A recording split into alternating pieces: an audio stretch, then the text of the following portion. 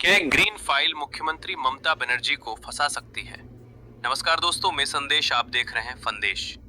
ED के पास कौन सी ताकत है जिसके बल पर ममता बनर्जी को गिरफ्तार तक करा सकती है? पश्चिम बंगाल में चुनाव आने वाले हैं और उसका रंग भी चढ़ने लगा है।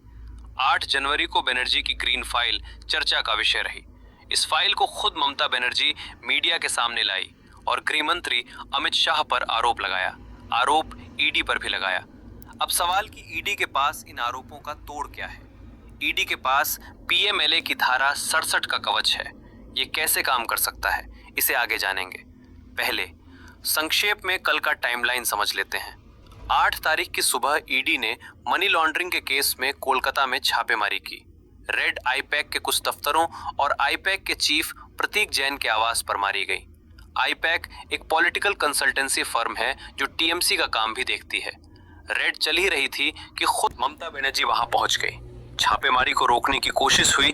पहले वो प्रतीक जैन के घर गई। जब बाहर निकली तो उनके हाथों में हरे रंग की एक फाइल थी। कैमरे के सामने आई और बीजेपी पर चोरी का आरोप लगाया। गृह मंत्री अमित शाह के लिए नॉटी जैसे शब्दों का इस्तेमाल किया। कहा कि बीजेपी हमारी चुनावी स्ट्रेटेजी को चुराना चाहती है। इसके बाद ममता बनर्जी आईपैक के दफ्तर पहुंची। ममता के पहुंचने के बाद सीएमओ के कुछ अधिकारी भी वहां आ गए। उन्होंने दफ्तर से कुछ फाइलों को उठाया और अपने साथ भर कर ले गए। उन फाइलों में क्या था ये किसी को नहीं मालूम, क्योंकि वो ईडी के हाथों लग ही नहीं पाई। ये सब होता रहा और छापेमारी चलती रही। इसके बाद भी ममता रुका नहीं। आईपैक और ममता बनर्जी ने कोलकाता हाईकोर्ट का रुख किया। ईडी की छापेमारी को अवैध बताया। ममता बनर्जी ने अफसरों के खिलाफ केस भी दर्ज करा दिया।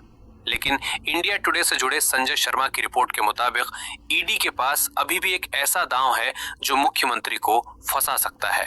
उदाहरण के तौर पर हम अरविंद केजरीवाल को देख सकते हैं।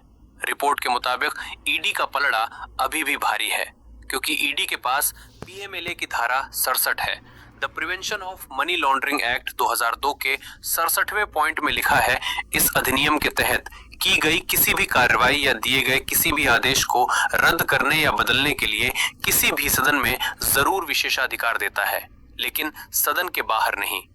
अब ये ईडी और मुख्यमंत्री ममता बनर्जी के बीच की दौड़ है कि कौन किसे गलत साबित कर पाता है। इस खबर में फिलहाल इतना ही।